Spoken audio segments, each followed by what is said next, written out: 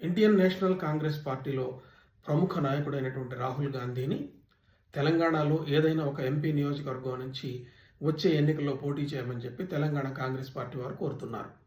సోనియా గాంధీ గారిని కోరారు. అలాగే ప్రియాంక గాంధీ గారైనా ఇక్కడ నిలబడతారని భావించారు. కానీ ఆ రెండు కాలేదు. ఇప్పుడు రాహుల్ గాంధీ గారిని నిలబడమని కోరుతున్నారు. ఆయన ఒప్పుకుంటాడో లేదో తెలియదు. కానీ రాహుల్ గాంధీ తెలంగాణ నుంచి పోటీ చేస్తే గెలిస్తే గెలవచ్చు, అది వేరే విషయం. కానీ రాహుల్ గాంధీ గెలవటం వల్ల ఇక్కడికి తెలంగాణకి ఒరిగేది ఏముంది? తెలంగాణకి వచ్చే ప్రయోజనం ఉండదు, పోయే ప్రయోజనం ఏముండదు.